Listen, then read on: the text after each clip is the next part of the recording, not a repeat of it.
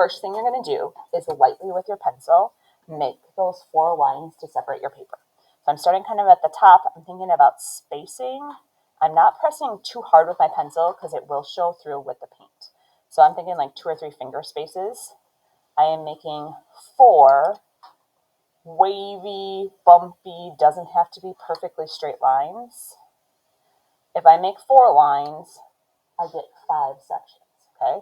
So I'm not painting that top one. I'm lightly just showing you the 4 spots we're painting. You can see them. All right, I have collected my own paint from the counter. I've collected my own brushes from the counter. I've got a bigger one and a skinnier one. I'm going to start with the bigger one. I'm going to take a little bit of my color. So I just put my brush in a tiny little bit, and I'm going to bring it to the white, and I am going to mix it together. I am leaving a little bit of white up there just in case I need it for an oops. Okay. With this paint, I am going in the number 1 section, and you can tell, you can still see the number 1 through it. So don't press very hard at that part when you're using your pencil. Something to get in a good habit in as a 5th grader is when you're painting, try to smooth out those gobs of color. Have your brush make nice, smooth lines. Some of you are probably worried I'm not staying in the lines perfect. That's okay.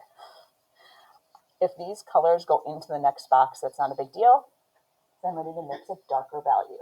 So for my darker value, I am taking a scoop of purple. I am going to mix it with just part of the white. So you notice I still have white, still have that light color. I still have some of that darker color, just in case I need to do any touch-ups. With my darker color, again, I'm making sure that I'm painting nice and smooth, not having any gobs or globs left. Can you pretend I painted that whole thing? Okay. When you get to the 3rd section, that's when you really just want to use your paint color. So whatever you chose is going to be in the 3rd color. You should definitely see a value change as you go down. Last section is where you're going to add some black. So I'm going to take a scoop of black. Black is powerful. I'm putting black in my color, not the whole thing, just part of it. Can't even see that change in the camera, can you? But when I put it on my paper, there's a value change. Do you agree? Okay. All right. I do have a little mark there. I'm not super duper worried about that mark. I'm going to let it be. I am switching brushes to my skinny one. I am going to make 4 vertical lines. So my 4 vertical lines are going to be spaced out. Some of them might be short. Some of them might be taller.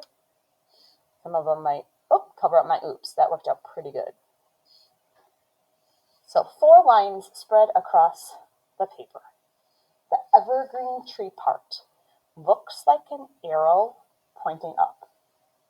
As I work my way down, these lines get longer and more at a diagonal. I do the same thing on the opposite side. If your tree gets so wide it touches the next tree, that's okay. So if this tree kind of comes down, some quick vertical lines. If it touches its neighbor, it's just going to look like it's in front of it when they overlap. I'm going to go back in and fill in those spaces.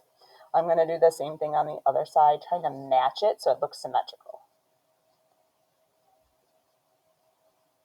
I would continue with all of those trees. At the point when you're done with the trees, if you want it to look like it's snowing out, you can grab a cup of clean white paint. I would not use what's on your plate. You can grab a toothbrush. I'm going to wipe off any of the extra white paint. And with a thumbs up and my paintbrush pointing down, I can splatter without it looking like a giant blizzard and covering up all my awesome work. So this just keeps it like a nice little snowfall. When you're all done, clean your hands. You're going to find a black paper in the room. I already put your name tags on that black paper. With the help of a friend, if you need it, flip this paper over. Have a friend help you spread glue on the back. can't just set this down to put glue on it, right? So a friend can help you. You're going to glue it on the black paper like a frame. Don't stress, because other people have done this in the past.